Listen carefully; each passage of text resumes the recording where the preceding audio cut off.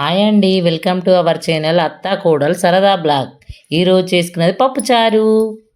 పప్పు వేసి 2 గ్లాసులు వాటర్ పోయండి, 10 పచ్చిమిరపకాయలు, 2-3 టమాటాలు, 2-3 టమాటాలు 2-3 టమాటాలు వేసుకోవాలండి. టమాటాలు వేసుకుంటే చాలా బాగుంటుంది పప్పుచారు. కొంచెం పసుపు. కొంతమంది చూస్తున్నారు కానీ లైక్ చేయడం లేదండి. కొంచెం లైక్ చేసి సపోర్ట్ చేయండి ప్లీజ్. మా ఛానల్కి సబ్స్క్రైబ్ చేసుకోండి.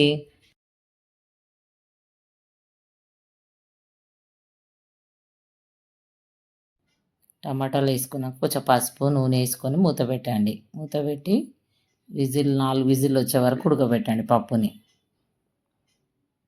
ఉడకబెట్టిన తర్వాత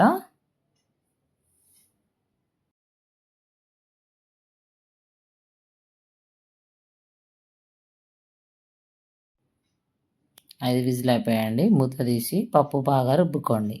రుబ్బుకున్న తర్వాత కొంచెం కారం, కొంచెం ఉప్పు వేసి బాగా కలపాలండి.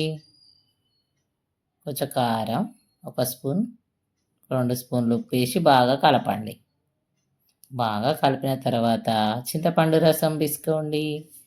పిసికి చింతపండు రసం కొంచెం తగినంత పోసుకోవాలి పప్పులో.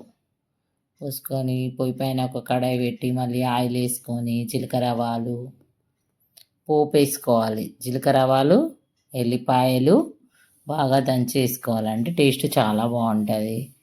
తర్వాత పచ్చిమిర్చి, ఉల్లిపాయ, టమాటా, కల్జమాకు వేసుకోవాలి కొంచెం.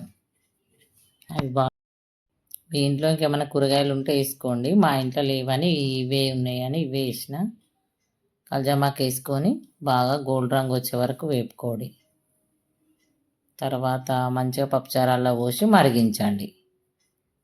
పప్పుచారు ఎంత మరుగుతా అంత బాగుంటుందండి. మరుగుట్లోనే ఉంటుంది మొత్తం పప్పుచారు టేస్ట్ అంతా. గుమగుమలాడే పప్పుచారు రెడీ. లైక్ చేయండి, షేర్ చేయండి, కామెంట్ చేయండి, సబ్స్క్రైబ్ చేయండి.